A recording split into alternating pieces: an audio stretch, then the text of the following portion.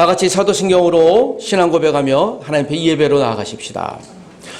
나는 전능하신 아버지 하나님 천지의 창조주를 믿습니다. 나는 그의 유일하신 아들 우리 주 예수 그리스도를 믿습니다. 그는 성령으로 잉태되어 동정자 마리아에게 나시고 본디오 빌라도에게 고난을 받아 십자가에 못 박혀 죽으시고 장사된 지 사흘 만에 죽은 자 가운데서 다시 살아나셨으며 하늘에 오르시어 전능하신 아버지 하나님 우편에 앉아 계시다가 거기로부터 살아있는 자와 죽은 자를 심판하러 오십니다. 나는 성령을 믿으며 거룩한 공교회와 성도의 교제와 죄를 용서받는 것과 몸의 부활과 영생을 믿습니다. 아멘. 자, 자리 전체로 우리 소위르문답, 웨스트민스터 소위르문답 29, 30문을 함께 낭독합니다. 29문. 어떻게 우리는 그리스도께서 피값으로 사신 구속에 참여하게 됩니까? 우리로 그리스도의 값주고 사신 구속에 참여하게 하시는 것은 그의 성령께서 우리에게 구속을 효력 있게 적용하심 때문입니다. 30문. 성령님이 그리스도의 값을 지불하고 사신 구속을 우리에게 어떻게 적용하셨습니까? 성령께서 그리스도의 값주고 사신 구속을 우리에게 적용하시는 것은 우리 안에 믿음을 일으키시고 또 효력 있는 부르심으로써 우리를 그리스도와 연합하게 합니다. 아멘. 자리에 앉아주시기 바랍니다. 오늘 찬양 인도는 최은주 사모님이 찬양 인도해 주시겠습니다. 우리 다 같이 힘있게 찬양하십시다. 우리 부흥자매님은 요 뒤에 나오는 악보를 보시면 되겠습니다. 예, 이 악보를 보고 같이 하세요. 네, 좋습니다. 네, 한 주일 동안 또 하나님의 은혜 가운데 또 잘 보냈음을 믿고 우리가 또 기쁨으로 찬양하면서 오늘 또 우리가 감당할 수 없는 문제들이 또 한 주일 동안 있었을 텐데 또 찬양과 오늘 또 말씀을 통해서 또 새롭게 힘을 얻는 그런 시간이 됐으면 좋겠습니다. 우리 다 같이 찬양하세 찬양 드리시겠습니다.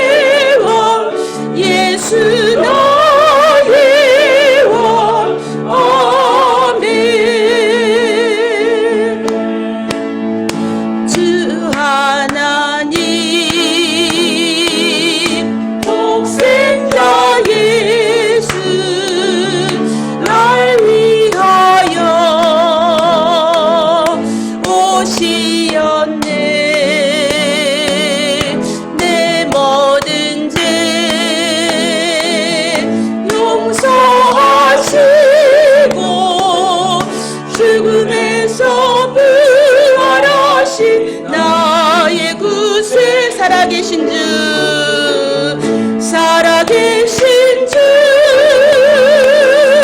나의 참된 소망 걱정 근심 전혀 없네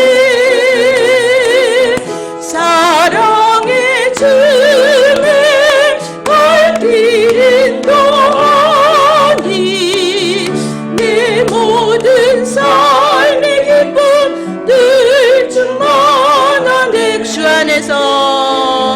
주 안에서 거듭난 생명 도우시는 주의 사랑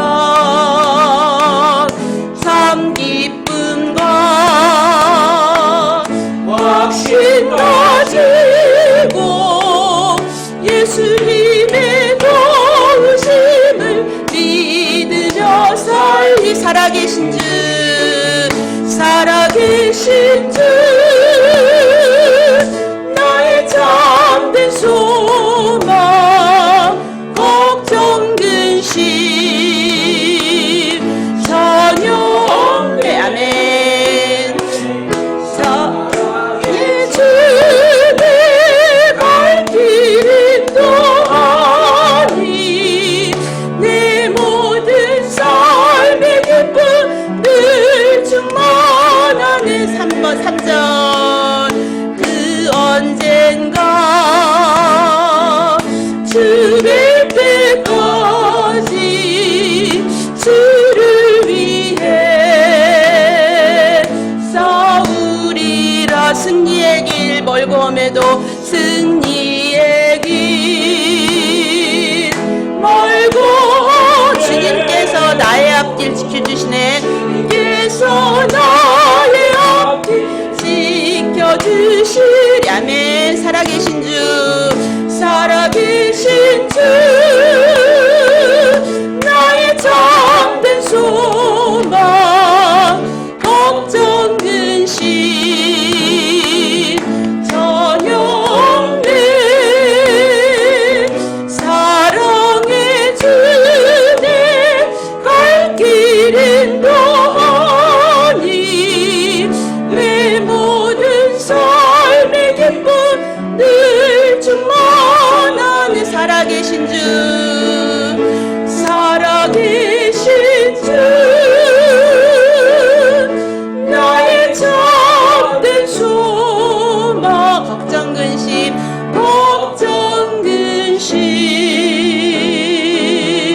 전혀 없네 사랑의 주 사랑의 주내 갈 길은 너니 내 모든 삶의 기쁨 늘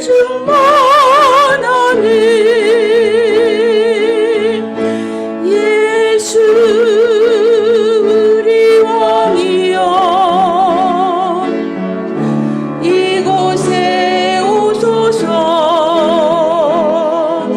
보좌로 주여 임하사 찬양을 받아주소서 주님을 찬양하오니 주님을 찬양하오니 주님을 경배하오 왕이신 예수여 오셔서 왕이신 예수여 오셔서 찾아와서 다스리소서 우리 다같이 일어서셔서 주님의 성령 다같이 부르시겠습니다 주님의 성령을 주님의 성령 지금 이곳에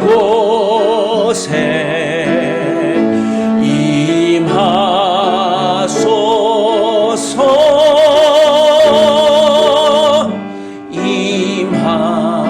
다시 한번 주님의 성령 주님의 성령 성령 지금 이곳에 임하소서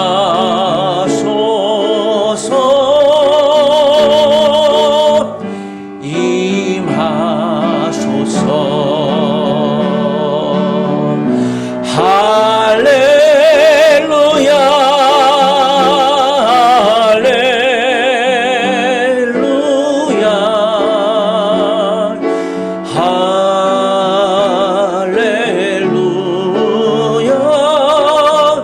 할렐루야 아멘. 이 시간 주간 합심기도 제목이 있습니다. 우리 같이 낭독하며 기도하길 원합니다. 세 가지가 있는데 여러분 안내지에 있습니다. 우리 처음 참석하신 가족들도 함께 읽어주시면 좋겠습니다. 우리 공동체 합심기도 다 같이 주님, 우리 공동체가 유학생 나그네를 복음과 사랑으로 섬길 수 있는 힘과 지혜와 동역자를 보내주소서. 주님, 1:1 제자 양육 멘토와 멘티의 말씀 운동이 지속적으로 일어나게 하소서. 주님, 찬빛 한글 사랑방 한글교사 1명을 자원하게 하소서. 예수님의 이름으로 기도합니다. 아멘. 감사합니다. 우리 앉아주시기 바랍니다. 새로운 가족들이 있는데 우리 부엉 우리 학생과 또 우리 그 동생인데요. 제가 여러분께 꼭 소개하고 싶었고 또 우리 가족들을 우리 부엉 학생에게 좀 소개해주고 싶었습니다. 베트남에서 온 학생인데 개인적으로 제 수업 시간 조교를 하고 심지어는 성적을 99.A+ 받은 학생이어서 굉장히 스마트하다. 제가 어디서 좀 자랑하는 학생 중에 한 사람입니다. 우리 잠깐 자기 일어나서 자기 이름하고 간단한 자기 소개 짧게 한번 해주시면 좋겠습니다. 우리 동생하고 잠깐 일어나서 부엉 자매하고 네 우리 안녕하세요. 만나서 반가워요. 저는 베트남에서 온 베티티링이라고 합니다.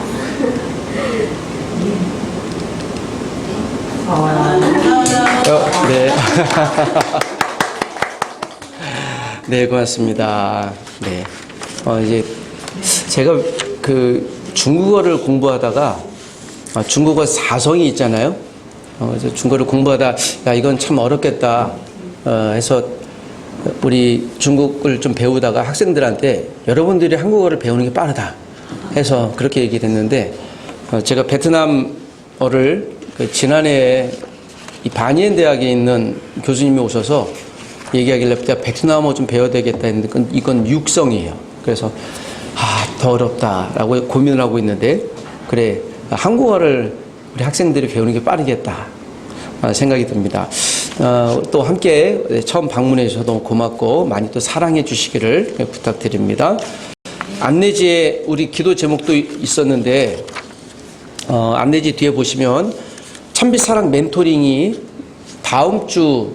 그 다음 주에 시작이 됩니다. 9월 19일 날 시작이 되는데 찬빛사랑 멘토링은 이 광운대학교 교수 직원들이 엄마 아빠 역할을 하고 또 멘티들은 아들 딸 역할을 합니다. 한 달에 한 번씩 식탁을 나누는 것인데 이것은 이제 학교하고는 관계없이 원하는 모든 유학생들 다 참여할 수 있습니다.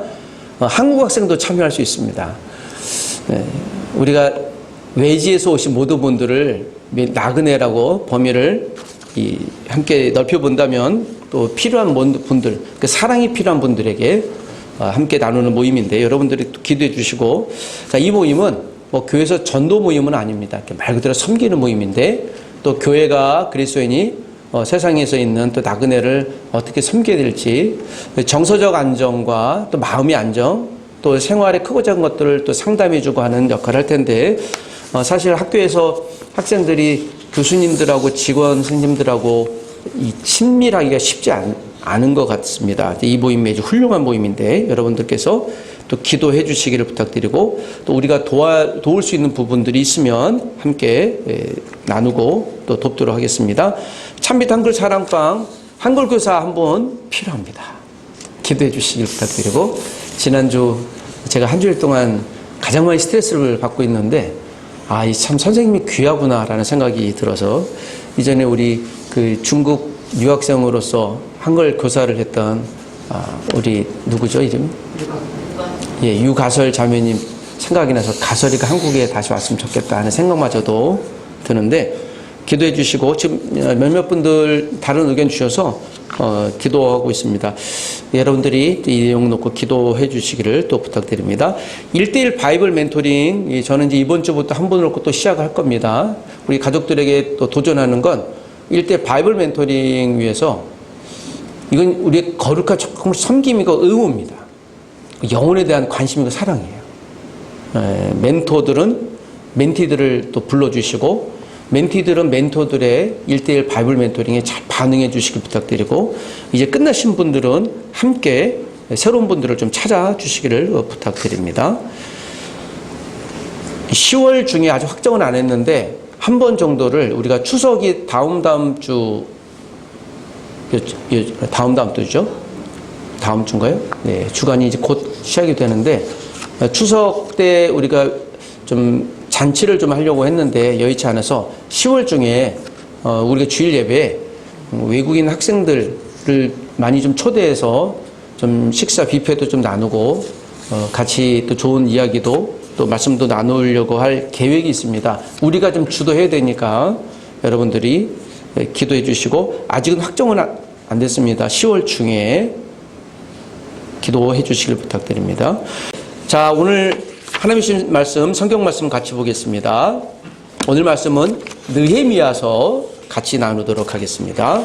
자, 느헤미야 13장에 있는 말씀, 23절에서 31절까지 있는 말씀입니다. 저와 여러분 한 절씩 교독하겠습니다. 느헤미야 13장 23절 제가 먼저 읽습니다.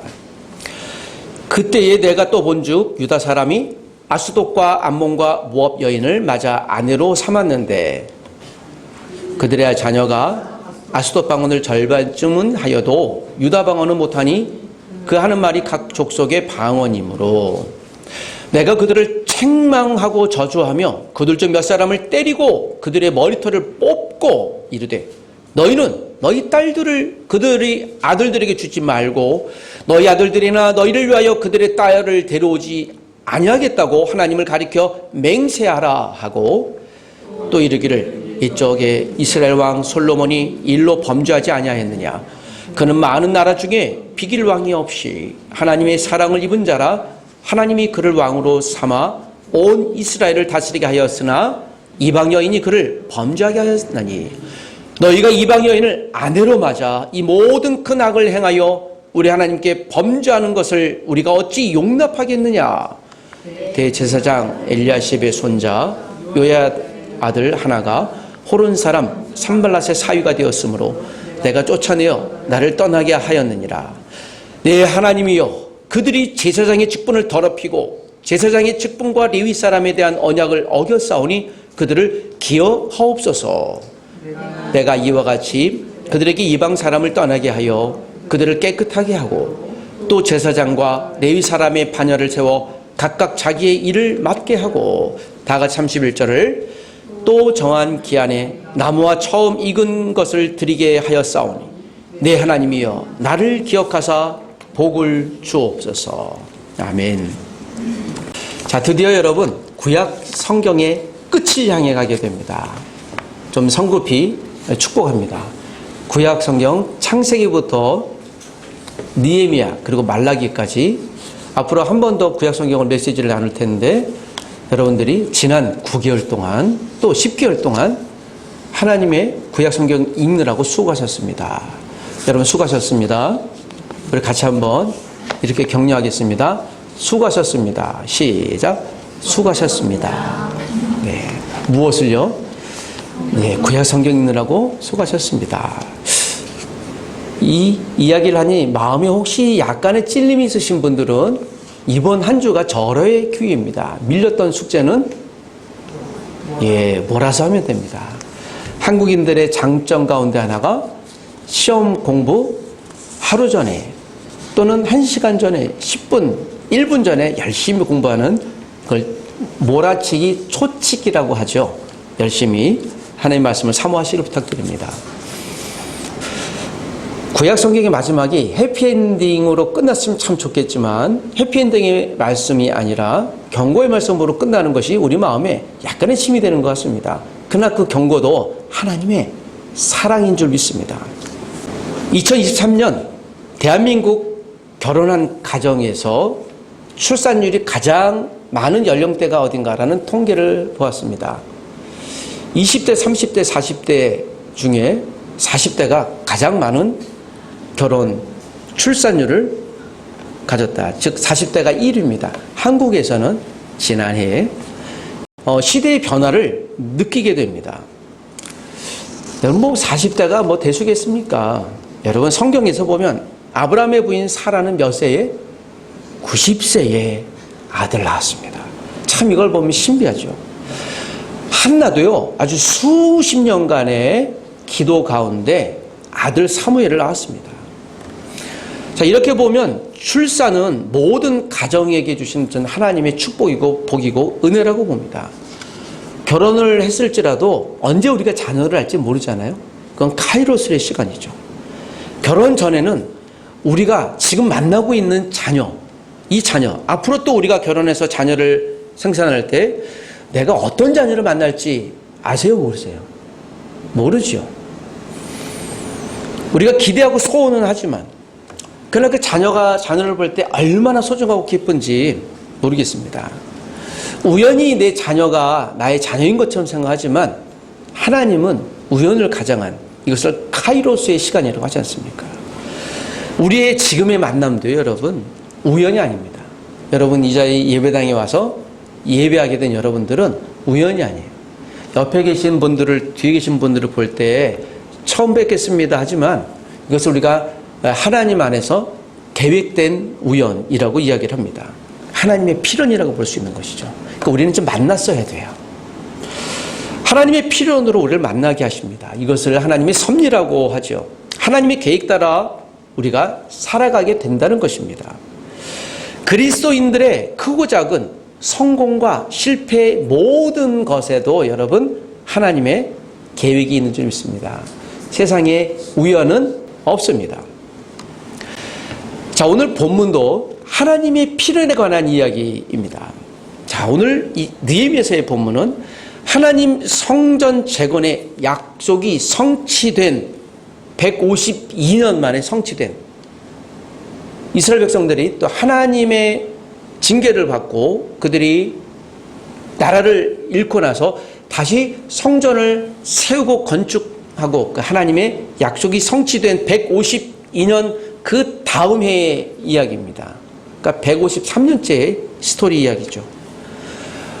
우리가 지난 시간 동안 계속 에스라부터 시작해서 학개, 스가랴, 또 에스더, 다시 에스라를 돌아가서 지금 이제 느헤미야를 보고 있습니다. 이 느헤미야에서 우리가 배우는 몇 가지 메시지 가운데 느헤미야와 말라기서는요 거의 동시대 사람들입니다. 제가 말라기를 다시 설교는 하겠지만 느헤미야는 총독이었습니다. 그리고 그가 하나님의 일을 감당한 사람, 또 세상에서도 아주 유능한 사람으로 알려져 있는데 성경에서는 그를 성벽 재건의 위대한 사역자로 하나님이 사용하고 계신 것을 보게 됩니다. 자, 오늘 이제 구약 성경이 거의 끝날 때쯤에 여러분 성전이 다시 재건, 리빌딩 됐으니까 얼마나 희망이 가득 차 있었겠습니까? 내가 오랜 동안 좋아하던 여인과 또 남자와 결혼하면 얼마나 행복하겠습니까? 그렇지 않겠습니까? 내가 오랜 동안 취업을 위해 기도했는데 취업이 됐어요. 얼마나 행복하겠습니까? 그렇지 않겠습니까? 여러분 혹시 결혼 언제 하시겠습니까? 결혼하신 분들은 결혼식은 다시 할 수 있어요. 예, 자기 부부와 이제 은혼식, 금혼식도 하니까 결혼식은 여러 번 할 수 있대. 결혼은 한 번으로. 언제 결혼하시겠습니까? 언젠간. 그러나 여러분 그 결혼식 생각하면 행복하지요? 기대가 되지 않습니까? 여러분 그러나 기억할 것은 결혼식은 한 번이지만 살아갈 시간은 얼마예요? 길어요. 앞으로 우리가 인류가 한 100세 정도 살 것이라고 예측을 하는데요. 요즘 어떤 의학자가 그래요. 의학의 발달로 우리가 잘못하면 150세까지 살 수 있다. 그래서 지금 40대는요, 한 110, 20세까지는 평균 연령이 될 것이라고 얘기를 해요. 지금 40대 계십니까? 40대 밑으로는요, 여러분 잘못하면 130, 40세까지 살 수 있어요. 제 이야기 아니라 이게 의과학적인 이야기예요. 의학이 발달이 되니까 이제 수명이 늘어나는 거죠. 이야기는요, 우리는 언제까지 일을 해야 된다는 소리입니까? 노령연금 받으려면 여러분 90세까지 일을 해야 된다는 소리가 될 수도 있으니 여러분 이 사실들을 많이 고민해 보셔야 될 것입니다. 자, 여러분, 오늘 본문은 하나님의 성전 재건의 약속이 성취된 152년째 이야기인데요. 제가 이 성경 느헤미야를 보면서 사실 12장까지는 존재할 만합니다. 좀 정확히 13장 3절까지는 기록될 만해요. 그런데 4절부터는 사실 있으면 안 되는, 그리고 이 이야기는 우리에게 굉장히 새드 스토리, 슬픈 이야기일 수 있습니다. 자, 이 마지막 하나님의 이 느헤미야 메시지에 한번 또 귀를 기울여 보시죠. 느헤미야가 이제 하나님의 일들을 감당합니다. 우리가 알고 있는 대로 성벽 재건을 하지 않습니까? 성벽 재건하는데 그 재건이 쉬웠나요? 얼마나 많은 대적이 있었는데요. 내외적으로는 산발락과 도비아 같은, 그리고 느헤미야는 최소한 5번을요 테러 위협을 당했어요. 살해 위협을 당했습니다. 그런데도 느헤미야는 담대하게, 그리고 자신이 총독으로서 지금으로 얘기하면은 도지사쯤 될 거예요. 그 역할을 하면서 월급도 받지 않았습니다. 그러니까 정말 자발적으로 하나님이 주신 소명을 감당했던 것을 우리가 보게 됩니다. 그럼에도 느헤미야가 얼마나 여러분 피곤을 느꼈겠습니까? 피곤함에도 불구하고 여러분, 아무리 인간적인 피곤함이 있어도요, 나는 그래서 잠을 자거나 손을 놓을지라도 하나님의 역사는 피곤하지 않아요. 하나님은 피곤을 느끼지 않습니다. 계속 진행될 뿐입니다. 그래서 여러분, 내가 피곤할 때, 힘들 때요, 누구를?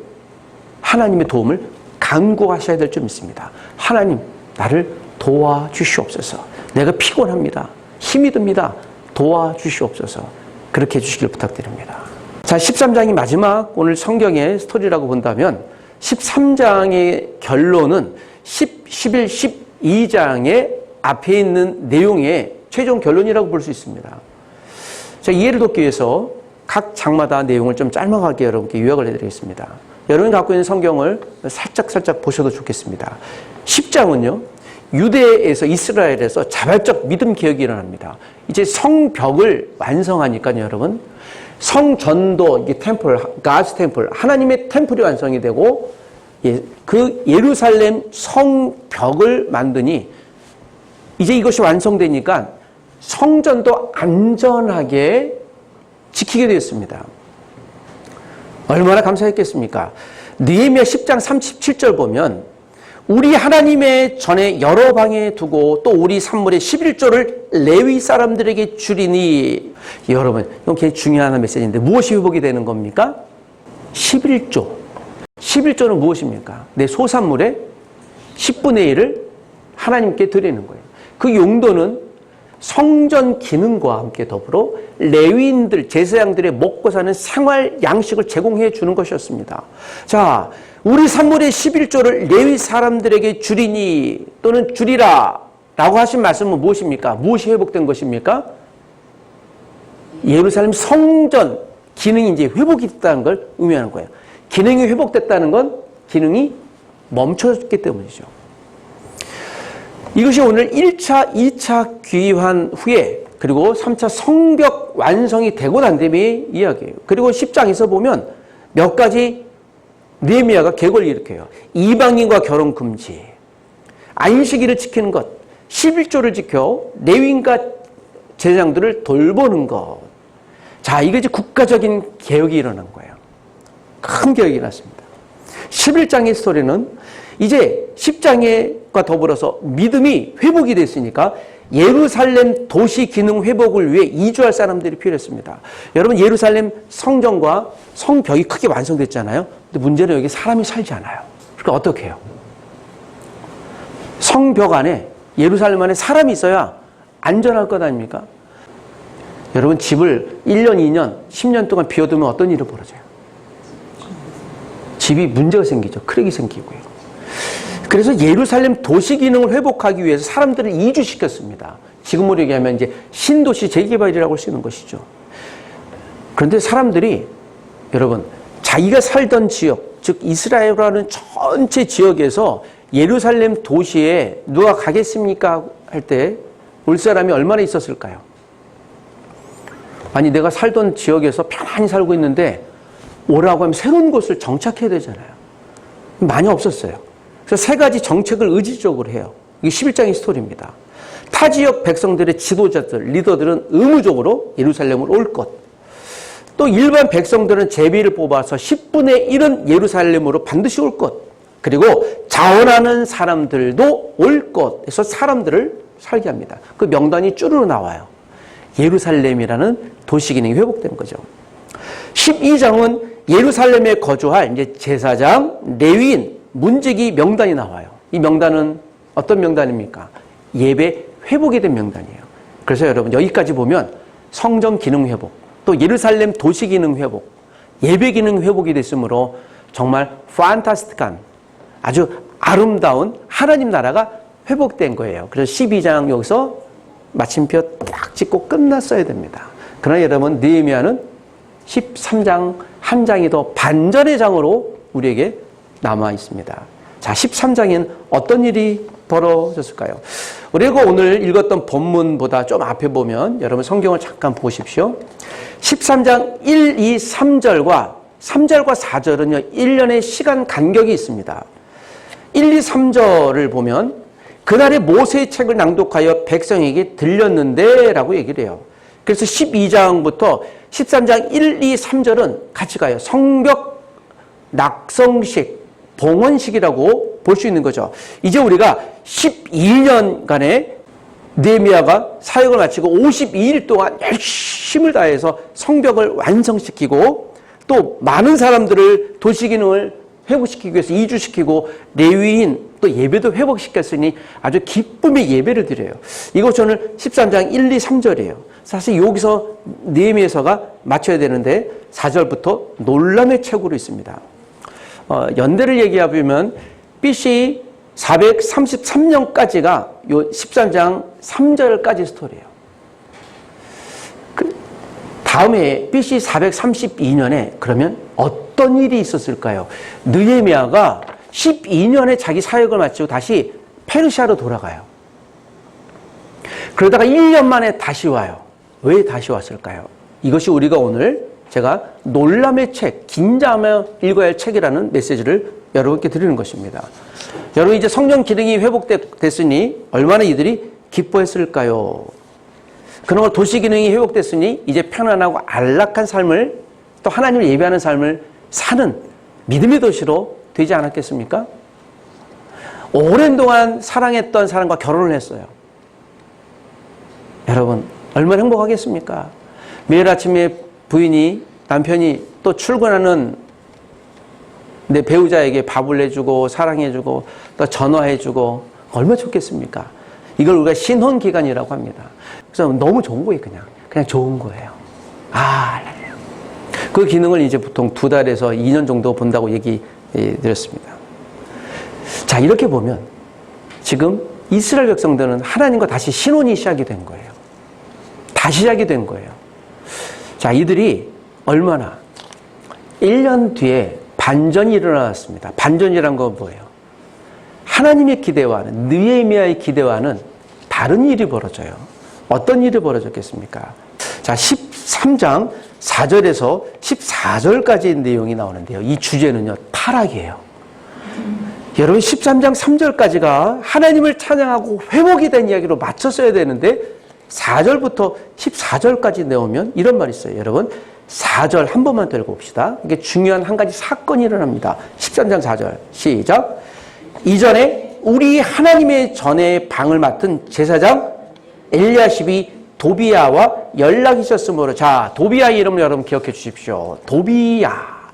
이 도비야는 느헤미야가 성벽 건축할 때 계속 방해했던 인물로 등장하기도 합니다. 자, 그런데 보세요.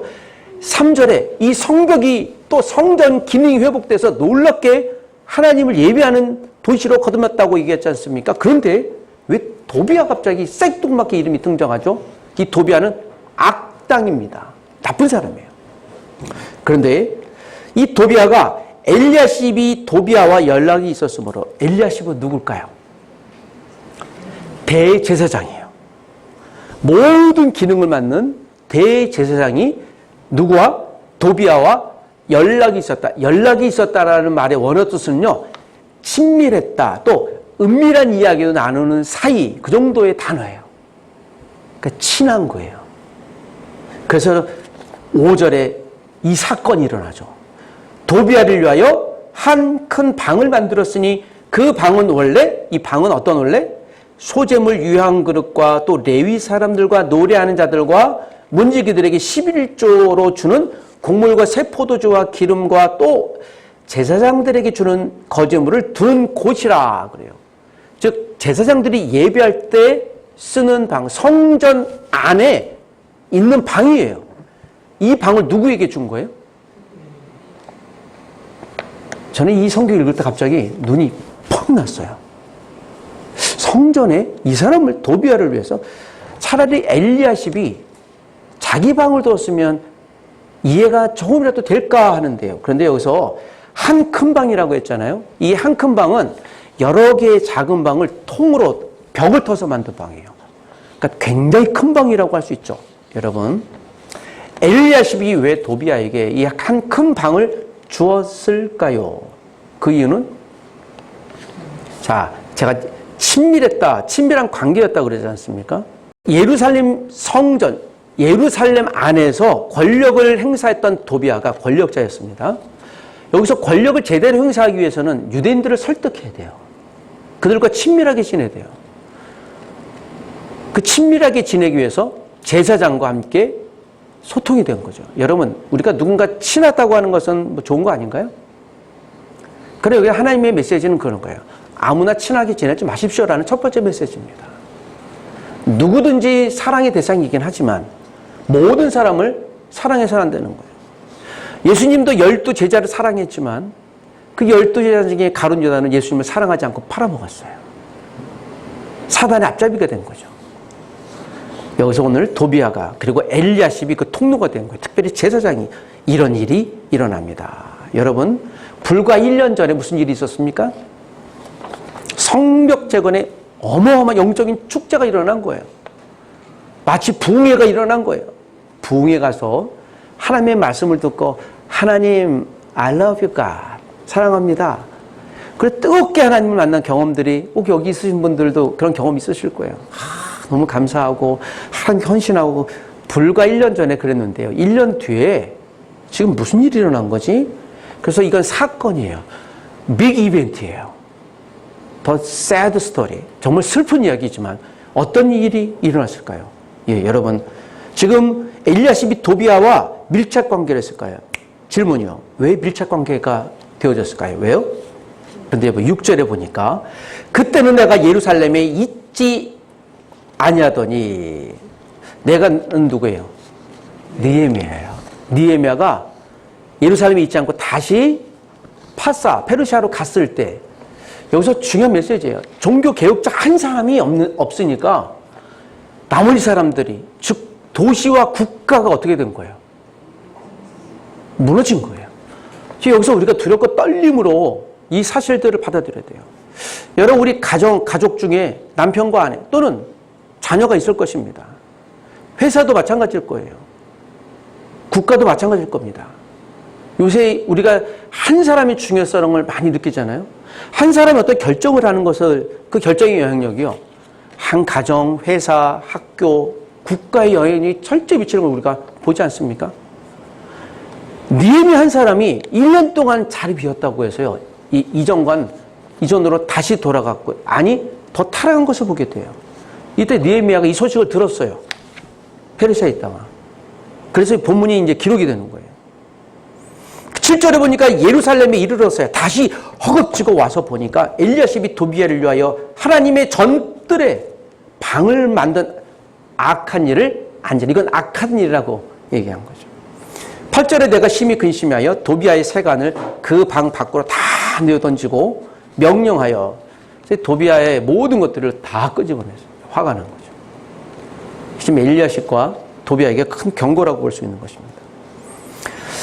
자, 저는 이것을 통해서 다시 부흥 이후에 다시 타락이 온 거예요. 우리가 중요한 메시지입니다. 여러분, 내가 하나님께 큰 은혜를 받았고 또 하나님께 약속을 받았다 치더라도요, 그것이 지키는 것이 더 중요한 거예요. 여러분, 제가 우리가 하나님께 믿음을 고백할 때 오늘 하나님에 대한 사랑을 유지하기 위해서 이 주일날 예배하는 것은요, 지키는 거예요. 이를 잃어버리면 다시 오늘 도비아처럼 엘리야처럼 될 수 있는 거예요. 우리 그리스도인의 타락은요, 멀리서 찾을 필요성이 없어요. 기본을 지키는지 안 지키는지에 따라 우리가 타락이 시작됐다 그렇지 않다라고 판단하시면 거의 정할 것입니다.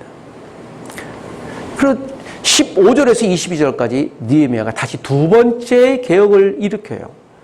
자, 15절 보니까 이런 말씀이 있습니다. 제가 읽어보겠습니다. 그때에 내가 본즉 유다에서 어떤 사람이 안식일에 술투를 밟고 곡식단을 나귀에 실어 운반하여 포도주와 포도와 무화과와 여러 가지 짐을 지고 안식일에 예루살렘에 들어와서 음식물을 팔기로 그날에 내가 경계하였고. 이것은 무슨 이야기입니까? 그때에, 그러니까 내가 다시 돌아서 보니까 유다에서, 즉 예루살렘에서 어떤 사람이 안식일에 술투를 밟고 곡식단에 나귀를 운반하고 포도주를 하고, 이 당시 이제 포도주는 중요한 비즈니스였거든요. 그러니까 안식일에, 즉 하나님의 사람들이 지금 무엇을 범하기 시작한 거예요? 안식일. 여러분, 1년 전에 어떤 일이 있었다고요? 안식일을 회복할 뿐만 아니라 예배 회복이 됐잖아요. 1년 뒤에는 어떻게 됐습니까? 예, 안식일에 이분들이 비즈니스 하러 난 거예요. 교회 예배당에 나와서 이제 저 보험 하나 드실래요? 예, 오늘 좋은 어떤 비즈니스가 있는데 물건이 있으니까 오늘 예배 끝나고 여기 가실래요? 비즈니스 하기 시작한 거예요. 그 무엇이 파괴된 거예요? 예배하러 나온 목적이 무엇입니까? 뭐? 돈. 비즈니스가 목적이 된 거예요. 이제 본심이 드러난 거죠. 그 16절에 두로 사람이 예루살렘에 살며 물고기와 각양 물건을 가져다가 안식일에 예루살렘에서도 유다 자손에게 팔기로. 자, 이제 예루살렘 성이 무슨 도시가 된 거예요? 국제 비즈니스 도시가 된 거예요. 예배 도시가 아니라 불과 1년 만에. 제가 시간을 자꾸 강조하는 거예요. 1년 만에 152년, 160년 만에 다시 예배가 회복이 돼서 하나님의 은혜를 입었지만 불과 1년 만에 타락할 수 있는 거예요. 우리도요. 우리는 어떠했겠습니까? 17절에 보니까 내가 유다의 모든 귀인들을 꾸짖어 그들에게 이르기를 너희가 어찌하여 이 악한 일을 행하여 안식일을 범하느냐. 귀인들은 누구예요? 리더십들 그리고 제사장들을 얘기하는 거예요. 이들이 먼저 악한 일을 한 거예요. 여러분, 이 시대에 우리가 율법 시대에 살지는 않아요. 그러나 이것을 빗대어 보면 여러분, 예배당에 나오면서 내가 해야 될 비즈니스와 사업이나 어떤 내가 일상의 일들에 집중하고 있다면 우리가 심각히 한번 내 영혼에 질문을 해봐야 돼요. 나는 하나님의 말씀을 붙들고 살고 있는가? 내 안에 성령님이 정말 계시나?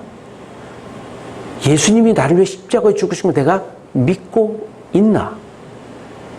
이 질문 우리가 고백해야 돼요. 이 질문이 우리가 동의가 안 된다면 우리가 하나님 앞에 다시 내 영혼을 점검해달라고 다시 맡기는 작업이 필요해요. 그래서 이 질문을 우리가 다시 할 수 있죠. 나는 교회에 왜 나오나? 나는 그리스도인이 맞나? 내 안에 성령님은 계시나? 두로 사람들이 피니케 사람들이에요. 그러니까 장사의 대명사들이에요. 예루살렘에 이런 사람들이 올 수 있어요. 오는 건 자유예요.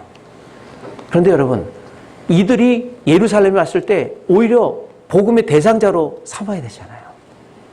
그런데 오히려 복음의 대상자가 아니라 이들과 함께 거래하고 이들과 함께 즐기기, 엔조하기 시작한 거예요.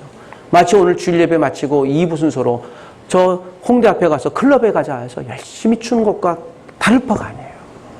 여러분, 주일은 주일로 우리가 엄청 집중하시길 부탁드려요. 1년 만에 시속 300km KTX 속도로 이들이 타락했어요. 참담한 거예요. 그 느헤미야가 죄송한데 좀 속된 말로 눈이 돌아간 거예요. 그 뒷목 잡고 온 거예요. 느헤미야가 고혈압으로 안 쓰러진 게 다행이에요. 그가 어떻게 목숨을 걸고 이걸 도시를 지켰는데 회복됐는데 그리고 불과 1년 전에 하나님 감사합니다 그랬는데 불과 1년 전에 자 그리고 드디어 23절부터 오늘 우리가 읽었던 마지막 절까지가 오늘 결론과도 같아요. 다시 개혁을 일으켜요. 두 번째 개혁입니다. 이 개혁의 내용을 여러분 잘 붙드시기 원해요. 23절에 보니까 어떤 내용이요? 자 다시 한번 23절 24절 두 절을 읽어보겠습니다. 시작. 그때 내가 또 본즉 유다 사람이 아스돗과 암몬과 모압 여인을 맞아 아내로 삼았는데 그들의 자녀가 아스돗 방언을 절반쯤은 하여도 유다 방언은 못하니 그 하는 말이 각 족속의 방언이므로. 그때에 다시 돌아와서 보니까 여러분 1년 만에 일이 일어난 거예요. 1년 만에 유다 사람이 아스돗 사람과 암몬과 모압 여인을 아내로 맞았다. 모압과 암몬은 어떤 종교를 믿는 종교? 그 치욕스럽고 최악의 종교인 몰렉이잖아요. 자녀를 불러 태우는 종교. 자녀를 불러 태우는 종교, 모압, 암몬. 그들을 아내로 맞은 거예요. 그런데 보세요. 이스라엘의 자녀가 아스돗 방언은 하는데, 그 말은 하는데, 유다 말은 못해요. 말을 못한다는 건 어떤 의미입니까? 소통이 안 되는 거잖아요. 우리 부엉자매님, 혹시 내 얘기가 잘 이해가 돼요? 물론 뭐 쉽지는 않을 거예요.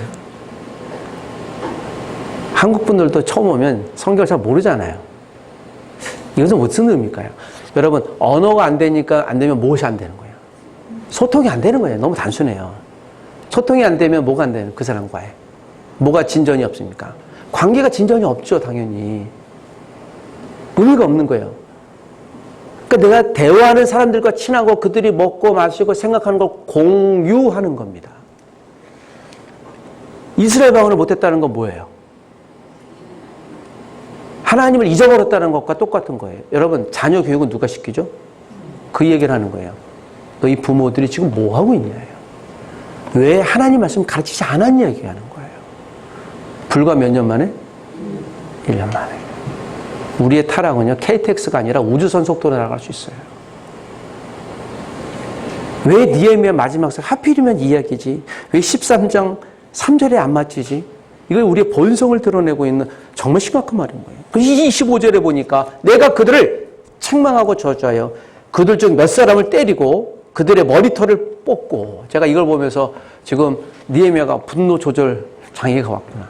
그러니까 사람들이 있는 데서요, 자, 수염을 뽑고요, 머리털을 뽑아요. 이게 무슨 얘기예요?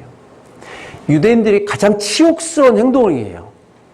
모든 사람들이 있는데 마치 이걸 상상을 해보면 느헤미야가 눈이 화가 나서 이리 해갖고 머리털을 그냥 팍 잡아뜯고 그냥 수염을 뜯고 그냥 화를 내는 거예요. 그래서 제가 지금 좀 점잖게 표현했는데 그렇게 화를 내는 사람 아닌데 느헤미야가 이제 이렇게 화를 내는 거. 여러분 왜 이렇게 화를 냈을까요? 느헤미야가 처음으로 행동으로 화를 낸 거예요. 왜 그랬을까요? 왜요?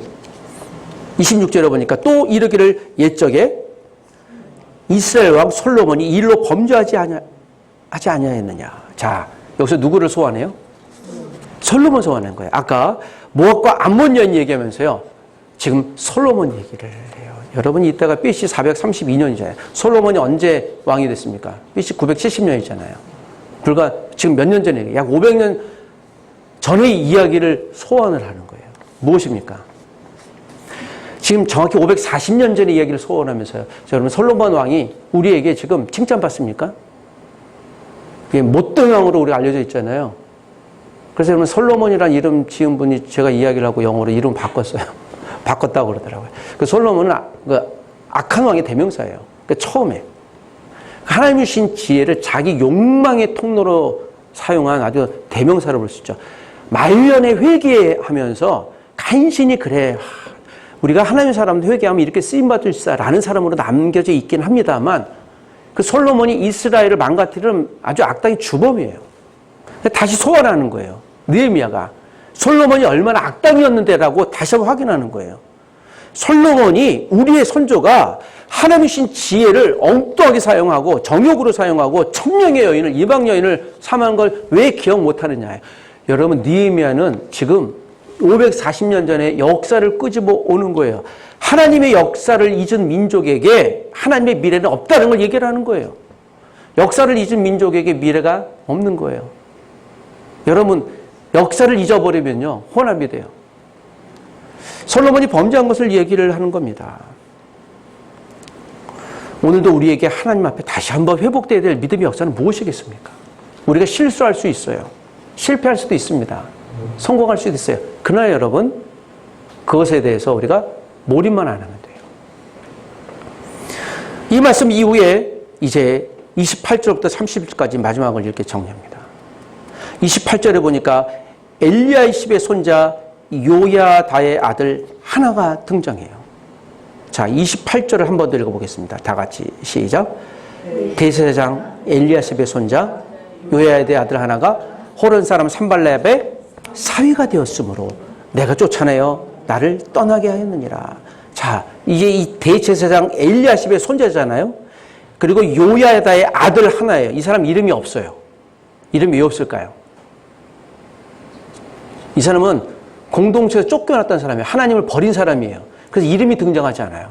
대제사장의 아들인데도 불구하고 호론 사람 산발라. 호론 사람은 이스라엘 에브라임 종족의 한 지파예요. 호론 사람 산발랏의 사위가 되었대. 산발랏은 어떤 뜻일까요? 이건 중요한 메시지예요. 산발랏은요 달의 신이 축복하다예요. 바벨론이 어떤 신을 믿었을까요? 태양과 달의 신을 믿었어요. 달의 신이 축복하는 사람. 여러분 이 사람 유대인이에요. 이름은 어떤 이름을 갖고 있어요? 바벨론 이름을 갖고 있는 거예요. 이 사람은 사마리아 총독이에요. 그런데 여러분 이 사람과 누가? 대제사장의 손주가 결혼한 거예요. 갈 때까지 간 거예요. 1년 전에 하나님이 160년을 기다려 회복시켰지만 1년 뒤에 어떤 일이 지금 what happened? 어떤 일이 벌어지고 있지? 지금 느헤미야가 저 이야기를 하면서 얼마나 마음이 심장이 두근거렸겠습니까? 제가 이걸 보면서요 요야다 아들을 좀 때리고 싶었어요. 아니 부모님의 얼굴에 먹칠을 해도 이번 소식. 그런데 여러분 엘리야십 자체가 누구하고 교제했어요? 도비야. 여러분 도비야의 지도자가 산발랏이에요. 서로 내통한 거예요. 도비야는 여러분 암몬 사람이에요. 도비야는 여러분 이 이름은요 유대 이름이에요. 근데 이방인인데 유대 이름을 갖고 있어요. 또 이 산발랏은 유대인인데 바벨론 사람이라고 갖고 해요. 제가 그래서 이렇게 얘기를 해요. 성경에는 밀정이라고 해요. 스파이라고 제가 이 두 사람을 지목한 거예요. 아, 이 사람 스파이였구나. 하나님 나라를 내쫓는 스파이였구나. 여러분 이 스파이가 누구를 타겟팅한 거예요? 종교의 최고 지도자를 타겟팅하니까요. 11조는 어떻게 되는 거예요? 없어지죠 당연히. 예루살렘 성전 안에 누구의 방을? 도비야의 방을 준 거예요. 이방인의 방을 준 거예요. 이거 말이 안 되잖아요. 여러분 이 타락은 어찌 됐겠습니까? 그래서 29절에 내 하나님이여 그들이 제사장의 직분을 더럽히고 해요. 그리고 그들을 기억하옵소서 얘기해요. 여러분 이 기억하다는 말이 31절 다시 한번 나와요. 이건 굉장히 하나님의 단호한 말씀인 거예요. 내가 이와 같이 그들에게 이방 사람을 떠나게 하여 그들을 깨끗하게 하고 또 제사장과 레위 사람의 반열을 세워 각각 자기 일을 맡게 하고 다시 제사장들의 일을 맡긴 거예요. 다시 맡겼다는 건 뭐죠? 예배가 무너졌다는 거예요. 그러니 여러분 이 글을 쓰면서 느헤미야는 뒷목 안 잡을 수가 없는 거예요. 그리고 31절에 또 정한 기한에 나무와 처음 익은 것을 드리게 하여 싸우니 내 하나님이여 나를 기억하사 복을 주옵소서. 정한 기한에 나무와 처음 익은 것을, 나무는 번제 화목제예요. 처음 익은 것은요 제사장에게 드리는 레위에게 드려야 될 11조를 얘기를 한 거예요. 지금 뭐가 무너진 거예요? 11조가 무너진 건 무엇이 무너지는 거예요? 예배가 무너지는 거였잖아요. 이야기를 또 어디서 하죠? 말라기에서 똑같이 하죠. 그 동시대의 스토리예요. 말라기야. 지금 느헤미야서의 스토리다. 말씀을 정리합시다. 사랑하는 가족 여러분, 에스라와 느헤미야가 일평생 자기의 인생을 바치며 하나님의 메신저로 살았습니다. 한 사람은 제사장으로, 한 사람은 권력자로 살았지만 자기의 것을 누리지 않았어요. 거룩한 삶을 회복하려고 하다가 혹시 주저앉아 있지 않습니까? 느헤미야가 주저앉고 싶을 상황이 한두 번이었을까요? 얼마나 피곤했을까요? 얼마나 배신감이 들었을까요? 얼마나 낙담했을까요? 이 인간들이 안 되니 하나님, 얼마나 좌절했을까요? 그럼에도 그는 끝까지 하나님이 자기에게 맡겨준 자리를 지켰던 것입니다. 여러분, 우리 그리스도인은 피곤할지라도 영적 감각을 잃지 말아야 됩니다. 시각, 청각, 후각, 미각, 촉각, 오감이 있지만 우리가 마지막 영적 감각 놓치지 말아야 돼요. 곰팡이가 있어서 어둡고 차가운 것이 아니에요. 어둡고 차가운 데로 내버려두니까 곰팡이가 생기는 것뿐이에요. 우리의 영혼은 지금 차가운 지하실처럼 혹시 방치되어 있지 않습니까? 내 영혼이 하나님의 말씀을 듣는데 자꾸 거부감이 일어나십니까? 그럴 수도 있지. 방종하지 마십시오. 위험한 신호예요. 하나님 말씀에 충만한 임재가 있을 때, 이게 들을 때요, 내가 반응하는 거야. 아, 나 왜 안 되지? 하나님의 사랑의 표현입니다. 여러분, 우리는 하나님과 혼인한 거룩한 신부예요. 하나님의 신부된 여러분, 하나님과 결혼 생활은 안녕하십니까? 하나님과 결혼 생활은 평안하십니까? 기도하십시다. 사랑하는 주님, 느헤미야처럼 내 영혼, 우리 가족, 이 민족의 영혼에 하나님 말씀의 문을 두드리는 하나님의 사람, 교회가 되게 하여 주옵소서. 주님, 느헤미야를 통해 말씀하시는 하나님의 소원을 이루는 통로가 되기를 원합니다. 내 육신의 피곤함이 차올라 내가 좌절하고 넘어질지라도, 내 육신이 노쇠질지라도 하나님이 충만히 일하심을 말씀으로 우리에게 보여주셨으니 환경보다 능력보다 하나님을, 또 하나님의 말씀을 바라보게 도와주시고, 우리의 자녀들이, 내가 섬기는 모든 이들이 하나님 생명의 말씀으로 성장하고 혹 회파되고 무너진 곳이 있다면 다시 일어나 하나님의 사랑 가운데 거하게 도와주시고 말씀의 깊은 은혜 가운데 거하게 하여 주시옵소서. 예수님의 이름으로 기도합니다. 아멘. 우리 주 예수 그리스도의 은혜와 하나님의 사랑과 성령님의 크신 은혜가 신부된 모든 교회와 여기 있는 성도가 신랑 되신 우리 하나님 예수 그리스도를 믿음으로 바라보며 나의 신랑 되신 예수 그리스도와 함께 이 땅에 사는 동안 영원히 그의 뜻을 받들고 함께 즐거운 믿음 생활을 하기를 또 다시 다짐하는 주의 사람들 위해, 또 내가 회파되고 실패한 것들이 있다면 그것이 주일 예배입니까? 그것이 또 11조 생활입니까? 또 우리 자녀에게 대한 사랑, 말씀이 양육입니까? 영혼에 대한 사랑입니까?